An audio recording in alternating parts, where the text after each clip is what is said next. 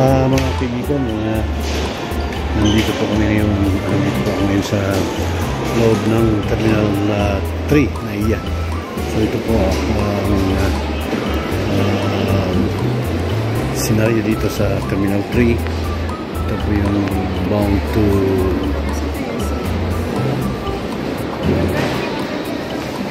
to Davao. So ito mga kaibigan, ang sasakyan po namin ay yun pong Cebu Pacific. So hihintayin na naman po natin, o hintayin na po namin kailan 9 o'clock. Yan po mga kaibigan, dito po kami.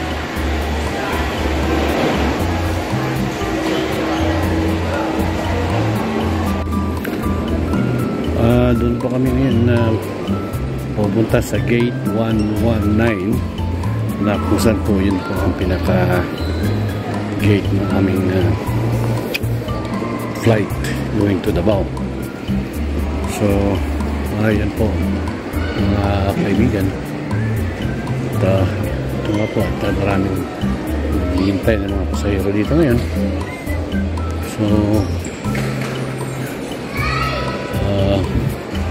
So ulitin ko po, ang flight po namin mga kaibigan ay sa 11:35 ng gabi at makakarating kami doon sa Davao na around 1:30, something like that.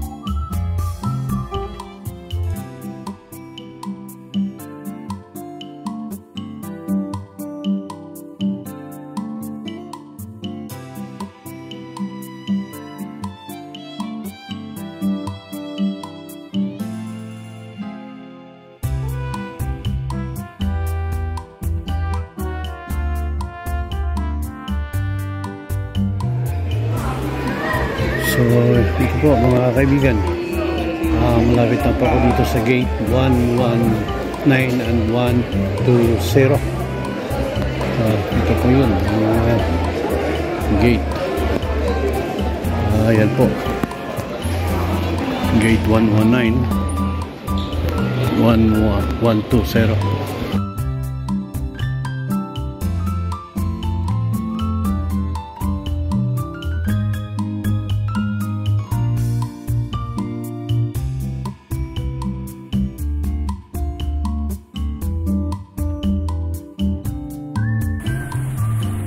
Mga kaibigan, pupunta po tayo doon sa gate 119 na kung saan po naka-assign yung ating boarding area. Ito po ay Cebu Pacific Flight 5G 495 na kung saan po ay bound to Davao City tayo mga kaibigan. Tayo po yung mamamasyal dun po sa party ng Mindanao na kung saan po ay may mga kasama po tayo na mga kamag-anak na kung saan po sila po ang nag-imbita sa atin at nag-accommodate dito po sa ating bakasyon ng 10 araw dito po sa Davao City at karatig bayan at karatig syudad ng Davao City, ito po sa Mindanao. So ito mga kaibigan ay nandito po kami ngayon sa NAIA 3 Terminal dito po sa may terminal ng Cebu Pacific na kung saan po ay hinihintay na lamang po natin yung kung kailan po tayo mag-board dito po sa Cebu Pacific. So yan po, naglalakad po tayo papunta po doon sa pinaka-terminal ng kung saan po na-assign yung ating aeroplano na yun na po yung tinatawag nating Cebu Pacific Flight 5G 495 bound to Davao City. So yan po mga kaibigan, ito po yung loob ng NAIA 3 terminal na kung saan po ay napakalinis po itong ating Terminal 3 at dahil nga po sa pagkakalam po ay bago pa lamang po ito at yan po kung nakikita po na po napapansin po ninyo ay malinis po ang loob at may mga kababayan tayo na nakita kanina na doon po nakaupo lang sa gilid ngunit pa pwede naman po dahil nga po meron po nagmi-maintain dito po sa lugar na ito. So dito po muna tayo mga kaibigan, tayo po maghihintay para po sa ating boarding time dito po sa Cebu Pacific Flight 5G 495. Yan po mga kaibigan. At siyempre kasama po natin ang ating mga kamag-anak at mga pamilya na nandito po ngayon at hinihintay na lamang po natin ito kung kailan po tayo mag-board dito po sa Cebu Pacific Flight 5G 495.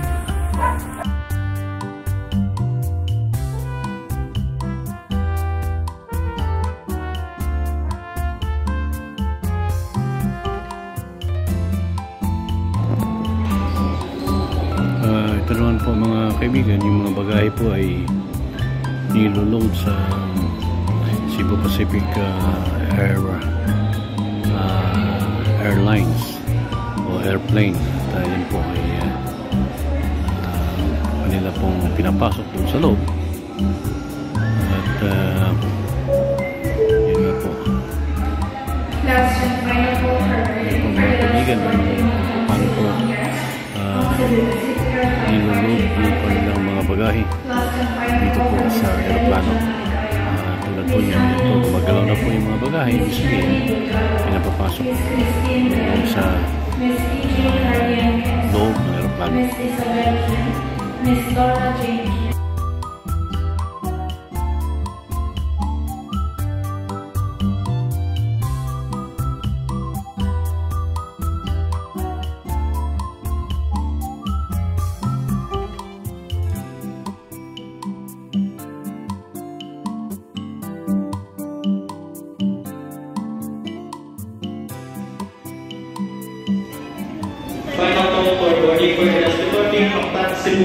Yan po mga kaibigan, ito po yung Terminal 3 kung saan po ay dito po yung naka-base yung Cebu Pacific. Yan po sasakyan namin papunta ng Davao.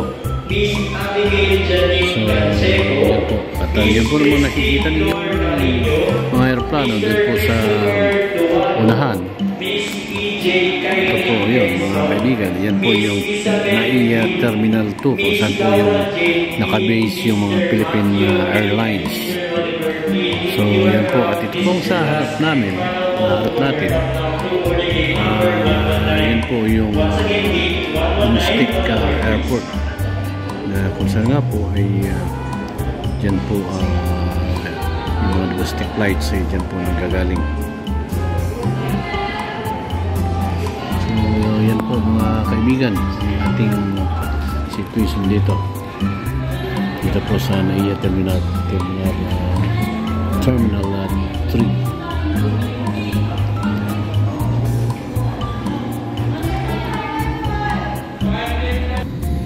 Ladies and gentlemen, please direct your attention to your cabin crew who will demonstrate the safety features of this aircraft. Each seat is provided with a seatbelt. To fasten, push ends together. Tighten seatbelt by pulling loose end. To unfasten, lift top of buckle and pull free end to release. In case of water landing, your life vest is found under your seat. Remove sharp objects from your body. To don, slip vest over the head. Take tape around the waist and push end to buckle. Pull tape to tighten. When outside the aircraft, pull inflation tags to inflate vest. Manual inflation is done by means of the red tubes.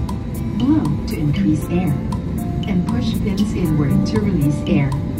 Light automatically illuminates once the battery is immersed in water. Do not inflate the life vest inside the aircraft.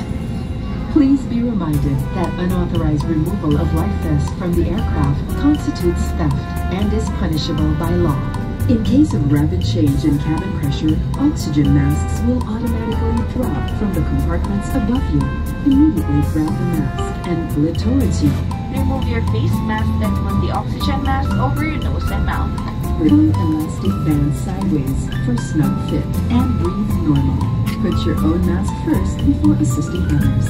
Keep it on until you are advised to remove it.